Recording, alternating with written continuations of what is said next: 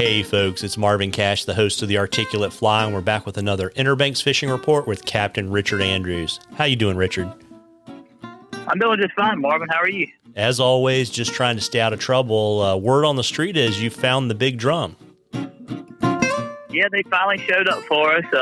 It's a big body of water we're dealing with out there, and they show up in different places early. So the boys down there towards Cedar Island and the southern part of the Pamlico Sound have seen a lot of fish already, and it was about time for us to start seeing them. And today was the day. There's been a trickle, but we really started seeing more steady numbers just in the last few days. So we're excited for about maybe a good month and a half run on them.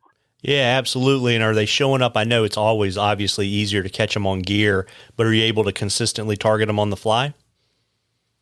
Yeah, I mean, it's tough right now. I mean, obviously, the more fish around, the more shots we're going to get on fly. It's tough when, you can fish on spinning gear and catch 2 a day. It's really tough. That makes fly fishing for them really hard. I had a flying on another day. We got a shot, just the fish never ate. It just came up there behind the cork and just rolled on it. So it's unfortunate, but we're gonna get one on fly pretty soon. So we have not caught a big drum on fly yet so far this season, but we've caught a few on conventional gear. Got it. And have you seen any more tarpon? The tarpon kind of disappeared for me. We got really lucky there that one little stretch and saw this fish.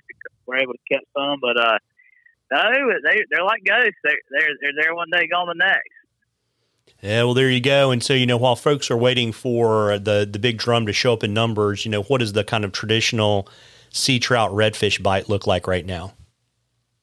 It's really good. I would have to say our smaller redfish bite has been really what's been going on the last couple of weeks since our last report. That's been very solid. The river shorelines, if you can find sandy, hard bottom shorelines with some stumpy habitat along the shore, preferably little points that stick out.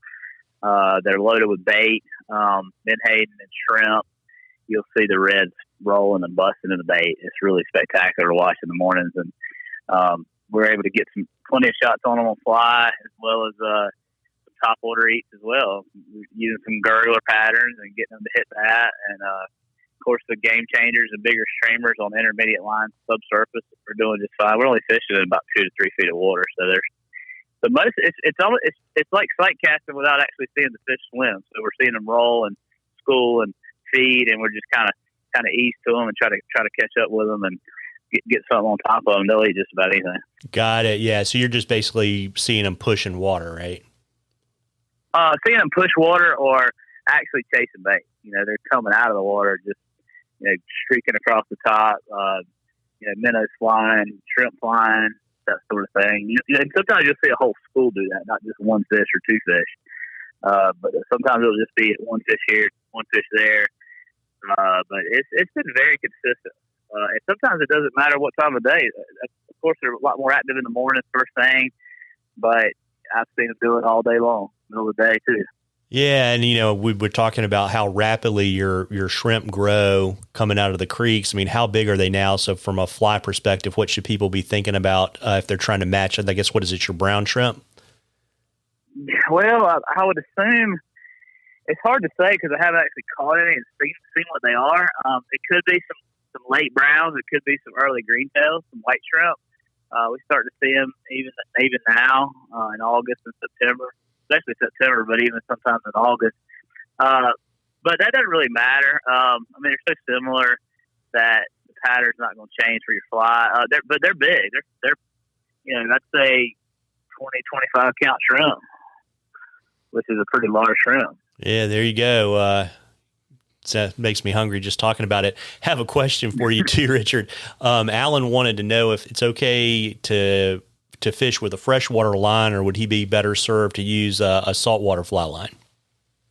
I use a lot of freshwater lines, especially the sink tips and sinking lines. They're all freshwater and cold water lines. I use a lot of cold water lines during the summertime because they don't have another offering.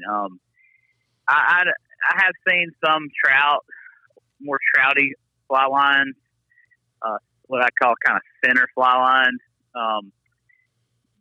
bunch up a little bit more and kind of shrivel in the heat. But overall, I wouldn't say there's a huge difference. I think it's more of a marketing thing than anything else. If you're fishing super hot water in the tropics, I would say that a tropical line would definitely benefit that situation, and especially a saltwater line. They couldn't be a little stiffer. But the saltwater lines tend to have a lot of them have a heavier head to them, which also helps penetrating the wind and making longer casts and throwing bigger flies. So I would tell him to not pay so much attention to warm water or cold water or fresh water or salt water, and actually find the right kind of taper and the right kind of weighted head line that he needs for whatever application he's doing. And that is so important when trying to match.